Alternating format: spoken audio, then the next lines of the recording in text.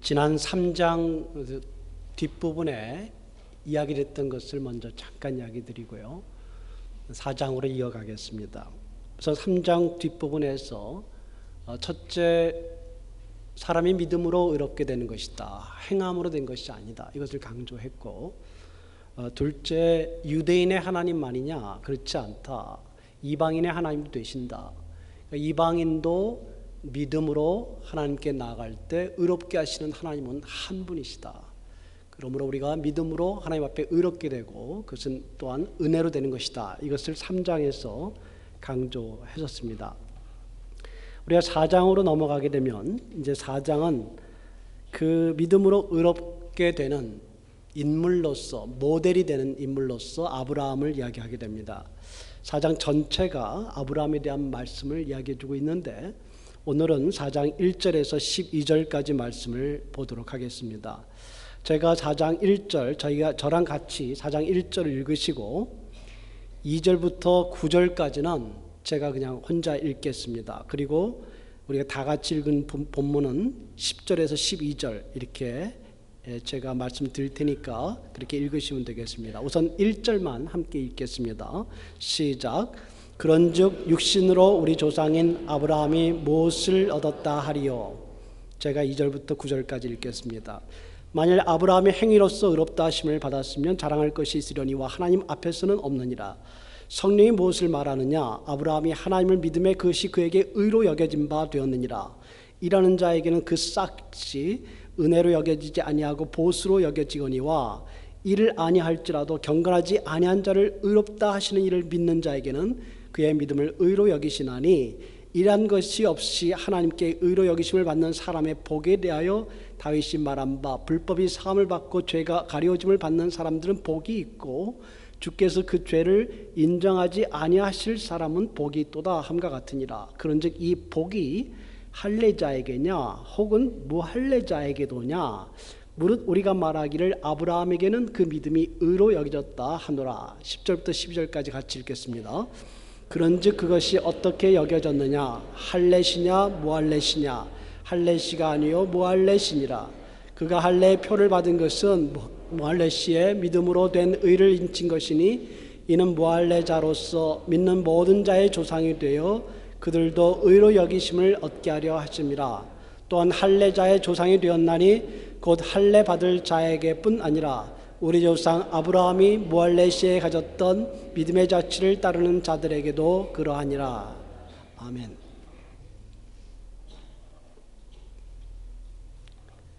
아브라함에 대한 이야기를 바울이 4장 전체에서 강조하고 있습니다. 우리가 알고 있듯이 믿음의 조상 아브라함, 이 아브라함을 등장시켜서 믿음으로 의롭다 하는 것이 얼마나 중요한 것이냐, 이것을 말해주고자 했습니다. 여러분, 그 아브라함을 조상으로 하고 있는 종교가 어떤 종교인지 여러분 아십니까? 물론 기독교가 믿음의 조상 아브라함을 기원으로 하고 있고, 또 혈통적으로는 두 종교가 아브라함을 그 기원으로 하고 있습니다. 여러분, 우리 잘 알고 있듯이 유대교가 그렇죠? 유대교만이 아니라 이슬람교도 아브라함을 그 조상으로 하고 있습니다. 제가 다음 시간에 아마 이슬람에 대해서 조금 이야기하게 될 걸로 생각합니다만, 아브라함은 이처럼 무척 중요한 사람입니다. 아브라함 시기 이전에는 다신교 신앙을 가지고 있다, 이렇게 볼 수도 있습니다. 물론 아담 시대부터 여호와 하나님, 유일하신 하나님을 믿는 종교가, 종교라는 형식은 아닐지라도 하나님의 신앙이 이어져 왔습니다. 그러다가 그 신앙이 여러 가지로 변질됐습니다. 여러분, 창세기의 바벨탑 사건을 아시죠? 노아의 홍수 이후에 노아의 후손들이 타락해서 바벨탑 사건을 일으킵니다. 하나님과 견주어 싸워보고자 그렇게 했다라고 성경은 이야기해주고 있는데, 어쨌거나 그들의 신앙이 변질됐고 바벨탑 사건 이후로 나라가 갈려지고 민족이 갈려지고 언어가 나눠지고, 이런 일들이 바벨탑 사건으로 통해서 일어나면서 하나님에 대한 신앙이 더 퇴색해지고 다신교 신앙으로 많이 변질되었다. 우리가 이렇게 볼 수 있습니다. 그러다가 아브라함에게 와서 비로소 유일신 하나님에 대한 신앙이 회복되었다. 우리가 이렇게 말할 수 있는데요. 히브리서 11장 여러분이 믿음의 사람들을 보더라도 마찬가지입니다. 어떤 사람들이 모델로 나왔습니까? 아벨이죠. 아벨 다음에 에녹이 나왔습니다. 에녹 다음에 누군지 아십니까? 노아지요. 노아 다음에 인물이 없습니다. 그리고 아브라함으로 이어집니다. 중간에 하나님에 대한 믿음을 제대로 가진 사람들이 없었다는 것을 의미합니다. 그러다가 아브라함에게 하나님이 나타나셔서 다시 아담 시대에 시작됐던 하나님 신앙, 창조주 하나님의 신앙을 시작하게 하셨던 것입니다. 그래서 이 아브라함이 그렇게 중요한 인물이 됩니다. 1절에서 우리가 같이 읽었지만 아브라함이 그러면 발견한 것이 뭐냐? 육신으로 유대인들의 조상인 아브라함이 무엇을 얻었다 하겠느냐? 또는 다른 번역으로 말한다면 무엇을 발견한 것으로 우리가 이야기할 수 있느냐라고 바울은 질문을 던집니다. 이 질문에 대해서 바울은 2절부터 12절까지 크게 세 가지의 답변을 해주고 있습니다. 먼저 2절에서 5절 첫 번째, 아브라함이 도대체 얻은 것, 발견한 것이 무엇이냐라고 이야기한다면 한마디로 말하면 아브라함이 믿음으로 하나님 앞에서 의롭다함을 받았다. 이것을 강조하는 내용입니다. 2절에서 아브라함이 행위로 의롭다함을 받은 것이 아니다 라고 이야기했는데, 행위라는 것은 어떤 일을 하는 것을 말합니다. 뭔가 일을 해서, 뭔가 수고해서, 뭔가 잘해서 그 때문에 하나님으로부터 인정받은 것 아니다. 그것 때문에 하나님으로부터 의롭다고 여김을 받은 것 아니다. 이것을 강조해 주고 있습니다. 만일 아브라함의 생애를 보게 되면 잘한 것도 있습니다. 잘한 건 많이 있어요. 그러나 그가 하나님 앞에 인정받은, 처음으로 하나님 앞에 의롭다함을 받게 되는 그 사건은, 그 일은 아브라함이 잘해서가 아니라 하나님을 믿었으므로 일어났다. 그렇기 때문에 아브라함 편에서는 자랑할 것이 없다 이렇게 이야기합니다. 하나님 앞에 자랑할 것이 있었다면, 하나님 나 구원해 주세요, 나를 의롭다 해주세요, 나를 하나님의 친구로 만들어 주세요, 나 이렇게 잘난 사람입니다, 이렇게 요구할 것이 있었겠지만 하나님 앞에 그렇게 요구할 것이 없다라는 거예요. 그게 2절의 말씀입니다. 하나님 앞에서는 없다. 그럼 사람 앞에서는 있느냐? 사람 앞에서는 잘난 것이 있다. 그것을 강조하는 것이냐? 그건 아니죠. 하나님 앞에서는 자랑할 것이 없지만 사람 앞에서는 자랑할 것이 있다. 이걸 말하고자 하는 것은 아니고, 본문은 하나님 앞에서 절대적으로 하나님과 관련해서 볼 때 아브라함이라 할지라도 자랑할 것이 없다. 아브라함이 한 것은 뭐냐?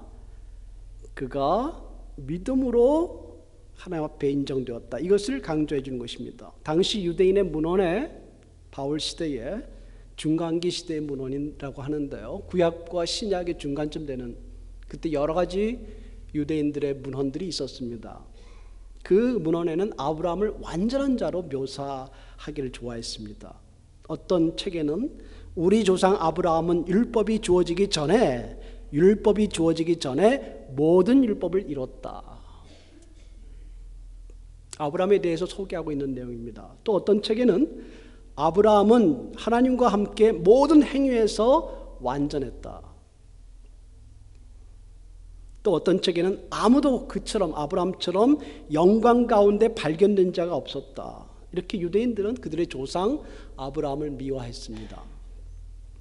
그래서 아브라함이 이렇게 뛰어난 존재이기 때문에 그의 후손인 우리, 혈통적으로 후손인 우리 유대인은 이렇게 뛰어난 민족이다, 그 말을 하고 싶었던 거겠죠. 그래서 아브라함의 후손 자신들을 말하기 위해서 아브라함을 더욱 미워했습니다.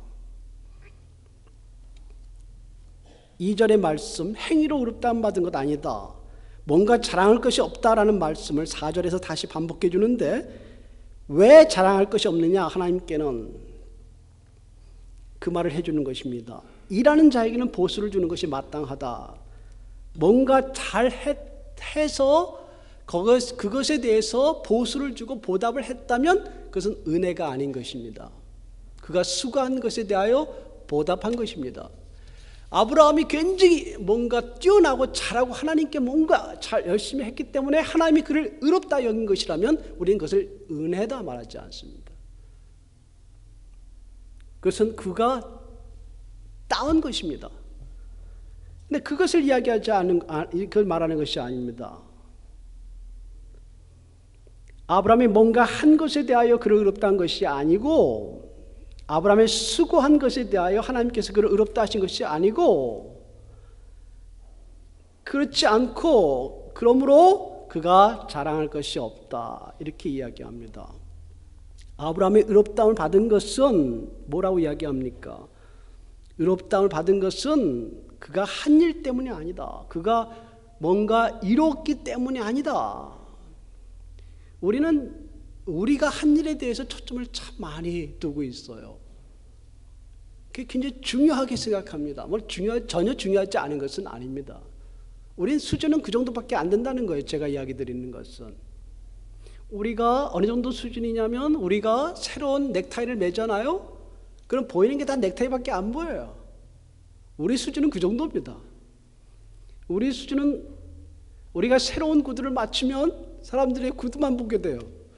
양복을 새로 입으면, 차를 새로 뽑으면 그것만 보게 돼요. 그게 우리 수준입니다. 우리가 한 것에, 우리의 생한 것에 대한 가치가 너무 중요한 거예요.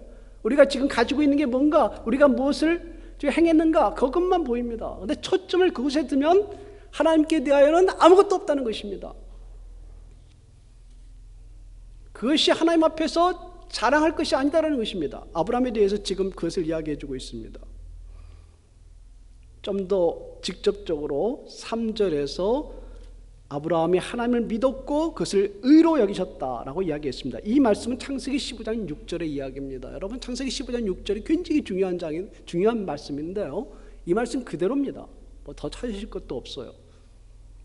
아브라함이 하나님을 믿음에 하나님께서 그것을 의로 여기셨느니라, 이 말씀이거든요. 이 말씀 그대로입니다. 3절의 말씀 그대로입니다. 어떤 행위 때문이 아니라 믿음 때문에 의롭게 여기셨다라고 이야기해 주고 있습니다. 하나님을 믿었기 때문이다 라고 이야기해 주는데, 이 말씀을 5절에서 다시 설명하고 보충해 주는데요, 이를 아니할지라도 뭔가 잘해서가 아니고 하나님을 믿었는데, 어떤 하나님을 믿었습니까? 5절에서 이야기하는 말씀, 굉장히 중요한 말씀을 주고 있습니다. 하나님을 경건하지 아니한 자를 의롭다 하시는 이로 믿었습니다. 경건하지 않는 자를 의롭다고 하시는 분을 믿을 때 그의 믿음을 의로 여기셨다, 이렇게 이야기하고 있습니다. 경건하지 않은 자를 의롭다고 하셨다라는 것은, 그렇게 하시는 분이라고 하는 것은, 다시 말해서 우리가 한 것을 인정해서, 아브라함이 한 잘한 것을 인정해서 그 때문에 그를 용서하고 그 때문에 그를 구원하고 그 때문에 그를 의롭다 하신 것이 아니라, 그런 하나님이 아니라라는 거예요. 하나님은 하나님 자신이 경건하지 않는 사람들을 의롭게 하시는 분이라는 거예요. 하나님이 그것을 믿었다라는 것입니다.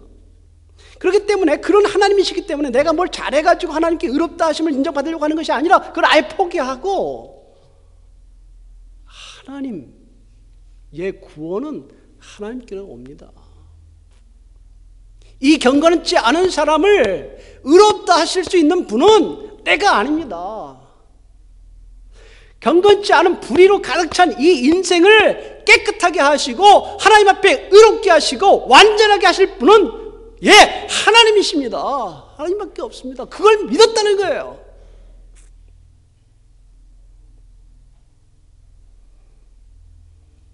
우리가 3장까지 해서 뭘 이야기했습니까? 사람은 다 치우쳤고 사람은 다 죄인이고 하나님을 찾는 자가 없다. 1장부터 3장까지 이야기했습니다. 그러나 그 사람을 구원하실 자는 구원하실 하나님은 어떤 분이시냐? 그런 불경건한 경건하지 않은 자를 의롭다 하시는 분이다.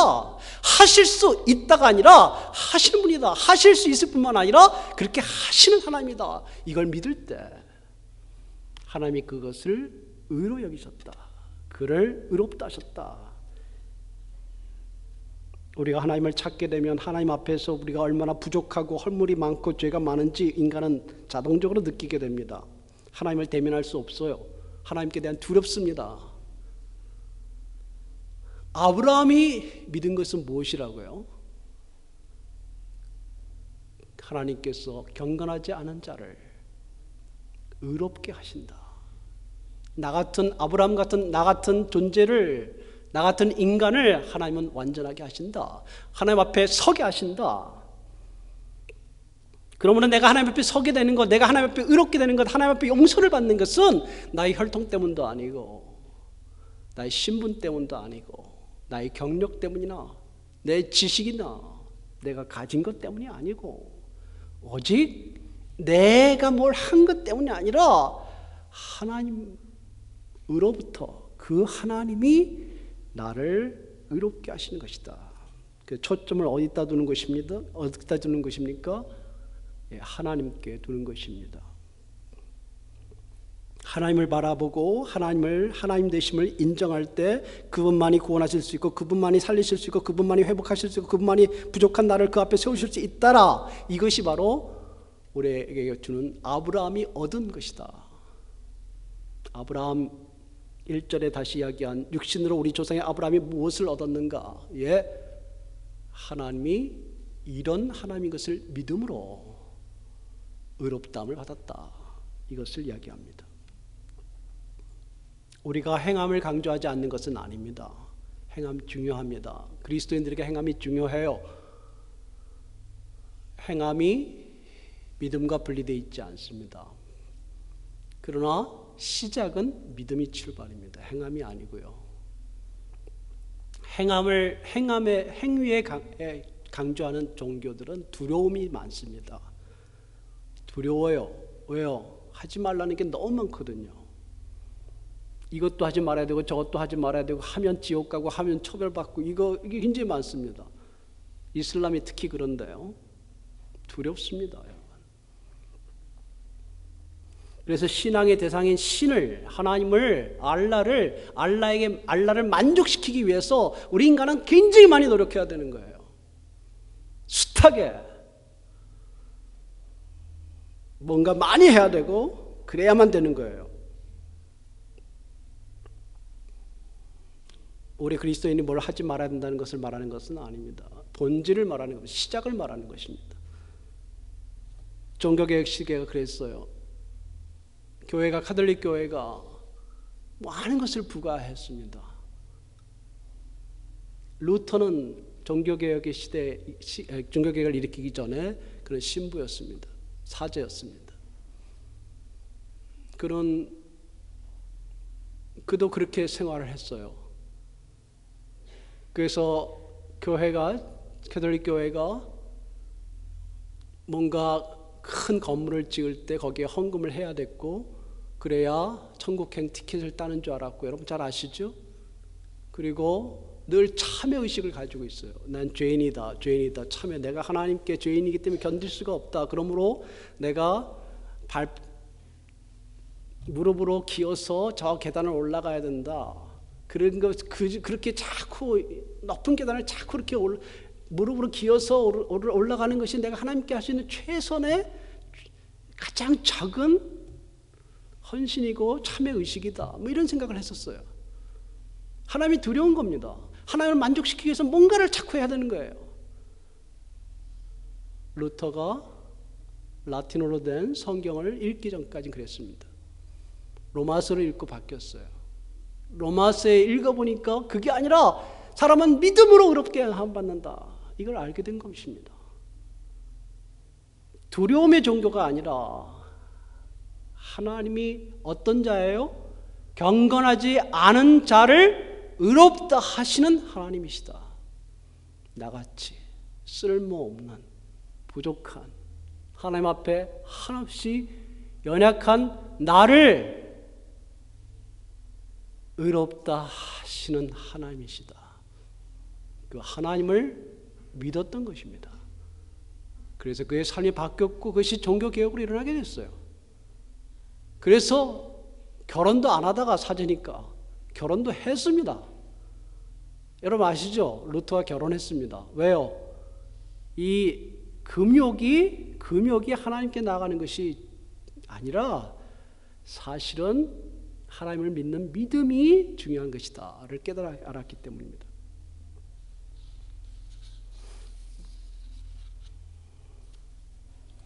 우리가 로마서를 계속해서 우리가 살펴보겠습니다만은 이 믿음이 기초를 이루고 그리고 믿음으로부터 크리스찬의 책임이 나아가게 됩니다. 그것이 행함입니다. 행함에서 믿음으로 나가는 것이 아니라 살아계신 하나님에 대한 신앙, 하나님이 어떤 분이신가를 믿는 것에서 이제 그리스도인의 책임과 마땅한 행함으로 나아가게 되는 것입니다. 아브라함이 얻은 것이 무엇인가? 1절의 질문에 대하여 바울은 다시 6절에서 9절까지 두 번째 답변을 내놓습니다. 그래서 두 가지가 분리되어 있는 것은 아닙니다만은 하나의 또 다른 단락입니다. 6절에서 9절을 보시게 되면 복이라는 단어가 여러분이 공통점으로 등장하는 것을 알 수 있을 것입니다. 6절에 하나님께 의로 여기심을 받는 사람의 복에 대하여, 7절에 이런 사람들은 복이 있고, 8절에 이런 사람은 복이 있도다, 9절에 이 복이 할례자에게냐 혹은 무할례자에게도냐, 이 복이 4번 강조합니다. 6절과 9절은 복을 명사형으로 썼고 7절과 8절은 복을 형용사형으로 썼습니다만 동사가 생략됐으니까 동사로 번역이 된 것입니다. 어쨌거나 이 4가지가 복이 있는 사람은 이런 사람이다. 이 복이 있는 사람은 이런 사람인데 어떤 사람이 복이 있느냐? 뭐를 이야기했습니까? 6절에서 일한 것이 없이, 뭔가 한 것이 없이, 한 것도 없는데 하나님께서 의롭다 여기는 사람이 복이 있다. 그 복에 대하여 이야기한 것입니다. 앞에 2절부터 5절까지 말씀을 다시 한번 강조하는 것이죠. 그래야 은혜죠. 내가 뭐 한 거 없는데 하나님이 날 사랑해 줘야 은혜죠. 내가 한 거 많은데 하나님이 날 사랑해 주면 그게 무슨 은혜입니까? 하나님, 내가 한 게 참 하나님 앞에 부족하지만 그래도 나를 사랑하시는 게 이 은혜의 종교입니다. 그래서 우리가 서로를 볼 때도 그렇게 보는 거예요. 저 사람 잘했기 때문에 인정해주고 저 사람 못했기 때문에 인정하지 않고 이런 식으로만 보지 않는 거예요. 우리가 하나님이 저 사람도 받으신다 이렇게 보이는 거죠. 왜요? 은혜거든요. 저런 사람도 받아요. 저렇게 못생긴 사람도 받는다고요. 형편없는 사람도 받으세요. 하나님이 그런 분이시거든요. 잘난 사람만 받는 거 아닙니다. 부족한 사람 하나님이 감싸 주신단 말입니다. 그래서 여러분 7절과 8절 반복되는 것입니다. 7절은 복수를 이야기하고 8절은 단수를 이야기하고 있습니다만은 불법이 사해지고 죄가 가리우는 사람이 복이 있다. 불법과 죄들, 복수입니다. 많은 한두 가지가 아니라 그 죄와 잘못된 것, 허물과 모든 것들이 다 사해지고 용서해지고 또 가리워지는 사람은 하나님 앞에서 하나님께서 다 일일이 지적하지 않는다는 거예요. 그런 사람이 복이 있다. 다윗의 시편 32편 1절 2절의 이야기를 다시 이야기한 것입니다만은 바로 하나님께 복을 받는 사람이 어떤 사람들이냐, 그리고 하나님의 복이란 뭐냐. 많은 복이 있습니다만 여기서는 특별하게 죄가 가리워지는 것이다. 우리의 부족과 죄가 다 드러나는 것이 아니라 하나님께서 그것을 가리워 주시고 용서해 주시고 그것을 씻어 주시고 그 모난 것을, 형편없는 것을 감싸 주시고 그리스도 그 아들의 피로 깨끗하게 해주시는 그런 사람들이 복이 있다. 그래서 그게 뭐예요? 은혜입니다. 여러분, 우리의 믿음은 은혜의 기초를 둡니다. 그래서 우리가 조금 행한 것으로 잘난 체하지 않습니다. 왜요? 우리가 행한 것보다 하나님이 하신 게 더 많고 완전하고 철저하고 비교할 수가 없기 때문입니다. 8절에 그 죄를 인정하지 않는 자는 복이 있다 이야기할 때 그 8절의 이야기가 단수로 된 것으로 봐가지고 여러 죄들을 말하는 게 아니라 근본적인 죄를 말하는 건지는 모르겠습니다. 이게 단지 수사학적인 표현을 차이를 두는 것인지 모르지만, 그래서 복수어 이야기하고 단수로 이야기했는지 모르지만, 또는 앞에 이야기는 모든 허다한 죄를 말하고 뒤에 죄는 그 근본적인 죄를 말하는 건지 모르지만, 중요한 것은 하나님께서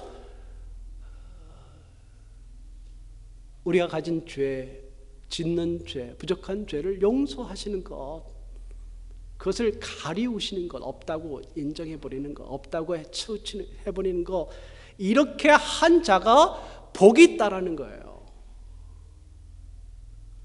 그리고 8절, 9절의 이야기는 이 복이 누구에게 해당되느냐는 거예요. 우선 첫 번째 이 복에 해당되는 사람이 누구냐면 아브라함이다라는 거예요. 아브라함이 이 복을 받았다는 거예요. 어떤 복입니까? 죄를 사해주고 가리워지는 복을 받았다는 것입니다. 아브라함이 얻은 게 무엇이냐? 1절의 질문에 대한 또 다른 답변이 있죠. 예, 죄의 가리움을 받았다는 것입니다. 아브라함이 어떤 하나님인 줄 믿었습니까? 다시 돌아와서 경건하지 않는 자, 이렇게 허물이 많은 인간들을 의롭게 하시는 하나님을 믿었는데,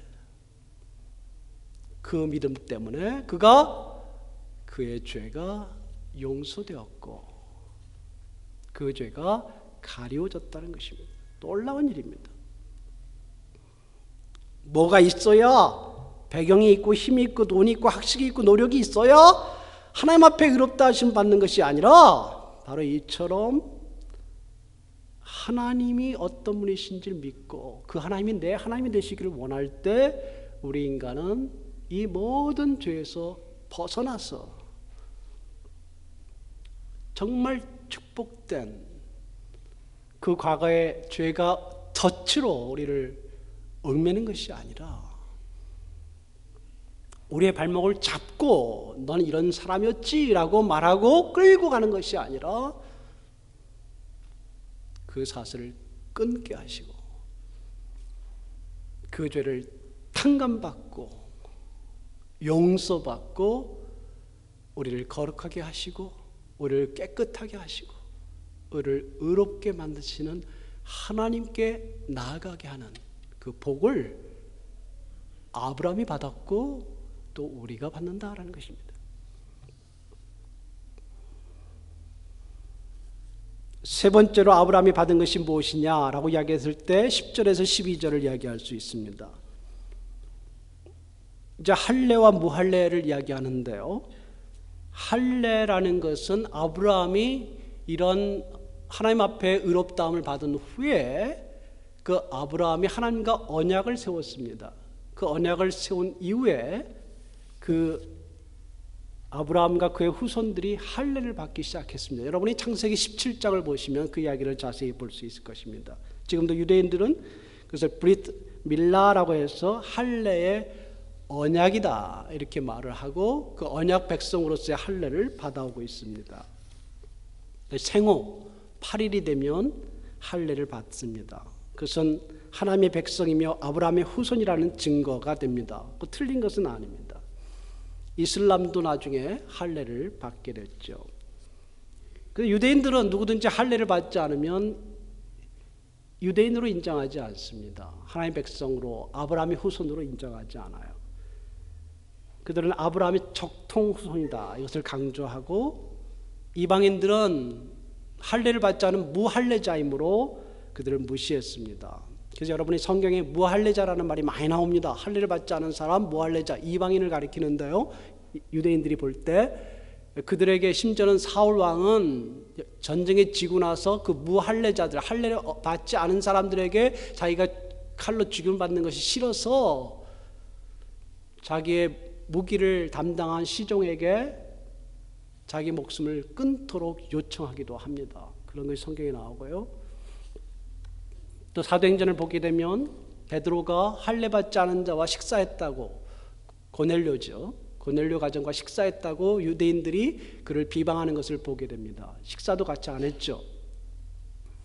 유대인들의 할례가 매우 중요했고 할례를 받아야 그들은 의롭다 생각을 했고 아브라함의 후손이다 이렇게 생각했는데 바울은 보다 근본적인 이야기를 합니다. 외적인 할례보다 더 중요한 것이 무엇이냐? 혈통적인 족보보다 더 중요한 것이 무엇이냐? 이것을 이야기할 때 바울은 내적인 할례, 즉 믿음이라는 거예요. 믿음. 아브라함이 그 믿음이 언제 생겼느냐라는 이야기를 했는데 이것을 바울은 창세기 15장 6절의 이야기, 아까 제가 말씀드렸습니다마는 아브라함이 여호와를 믿으니 여호와께서 이를 그의 의로 여기시고 라는 말씀에 주목했습니다. 그러니까 지금 이 부분에서 10절에서 12절에 이야기하는 것이 뭐냐면 아브라함이 하나님께 의롭다 여기심 받은 것이 언제냐라는 거예요. 할례를 받기 전이냐 할례 받은 후냐라는 것이죠. 할례가 이 아브라함이 여호와를 믿었고 하나님께서 그것을 의로 여기셨다는 말씀이 15장 6절에 나옵니다. 그때가 아브라함이 86세입니다. 그때는 아브라함이 아니라 아브람이라 불릴 때였습니다. 15장을 넘어서 16장에 가서 하갈을 만나게 되고 하갈을 통해 이스마엘이 납니다. 17장에 가서 아브라함이 99세가 될 때 하나님과 언약을 세우게 됩니다. 그 언약을 세우면서 이제 할례를 받게 되고 그의 가정, 그때 이스마엘은 13살 아닙니까? 할례를 받게 됩니다. 그러니까 할례 전에 할례 받으면서 의롭다 하게 된 거냐? 아니면 할례 전에 의롭다 하심을 받은 것입니까? 13년이나 전에 의롭다함을 받았고, 그렇죠? 그리고 하나님 앞에 인정되었다. 그 믿음이 인정되었다. 그러므로 믿음으로 의롭다함 받는 것은 할례 이전이니까 그 믿음을 쫓아 행하는 사람, 그 아브라함의 믿음을 따르는 자가 바로 똑같이 바로 아브라함처럼 의롭다함을 받는 것이다. 이 말씀을 바울이 하는 것입니다. 오늘 본문 설교 제목이 하나 빠졌어요. 그 제목에 믿음을 따라서가 아니라 그 앞에 뭐가 빠졌습니다. 한 글자 뭐겠습니까? 그 믿음을 따라서입니다. 그 믿음을. 아브라함의 믿음을 말합니다. 그 믿음을 따라서. 그냥 믿음을 따라서가 아니라 그의 믿음, 그 믿음을 따라서입니다.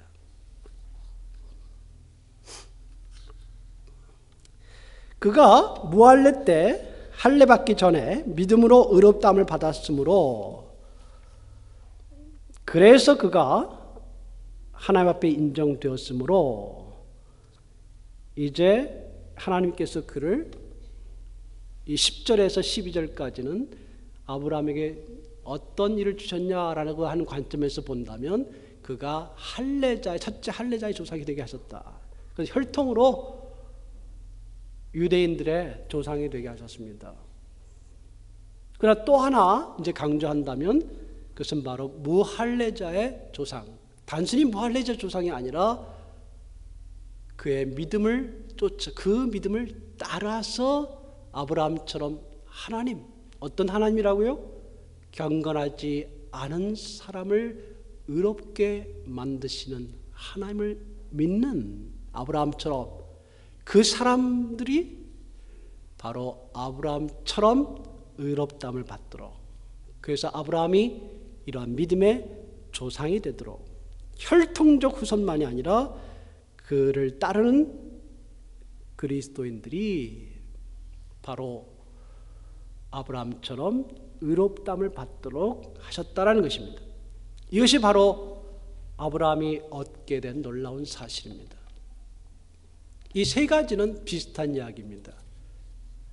앞에 첫 번째 2절부터 5절까지는 아브라함이 하나님을 믿었을 때 의로움 받았고 6절부터 9절까지는 하나님을 믿어서 의롭게 된 것이 무엇이냐, 어떤 복을 얻은 것이냐, 죄가 가려짐 받은 복을 얻은 것이다. 10절부터 12절까지는 이러한 복과 이러한 의롭다 하심이 아브라함만이 아니라 아브라함의 믿음을 따르는 모든 믿는 자에게 바로 이러한 일을 주셨다. 이것이 바로 기독교의 복음이에요. 여러분, 이 복음에 참여하셨죠? 이 복을 받으셨죠? 그렇죠? 그리고 하나님 앞에 의롭다함을 받으셨습니까? 그 하나님이 어떤 분인지 믿고 말입니다. 아브라함의 그 믿음을 따라서 말이죠. 이것이 바로 복음이고 우리가 전해야 될 하나님의 복음입니다. 우리 가정들도 이러한 복음의 정신이 있어야 됩니다. 이 복음의 정신이 있으라는 것을 적용을 한다면 우리 가정에도 용서가 있어야 돼요. 용서가. 부모가 자녀들에게 할 때는 맨날 이거 해라 저거 해라만 있어서는 안 되고, 이거 안 하면 큰일 난다 저거 안 하면 큰일 난다 너 이것도 안 하냐 저것도 안 하냐, 이게 아니라 용서란 뭐예요? 하나님이 너를 받으신다. 하나님이 이렇게 허물 많은 부모도 받으셔서 의롭게 하시는 분이시다. 너도 이 믿음을 가지고 너도 하나님 앞에서 정말 새로운 삶을 살고 또 다른 사람에 대하여도 이러한 구원들을 알려줘라. 구원과 은혜의 복음이 가정에도 충만하시기를 바랍니다. 기도하겠습니다.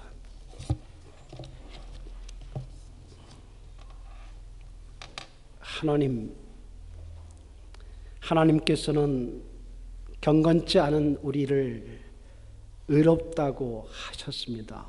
우리가 그것을 믿고 이제 2008년도까지 우리를 얽매였던 것들이 있다면 벗어버리고 다시 2009년도 하나님께 향하여 새 걸음으로 새 믿음으로 나아가게 하여 주옵소서. 우리 주 예수님의 이름으로 기도했습니다. 아멘.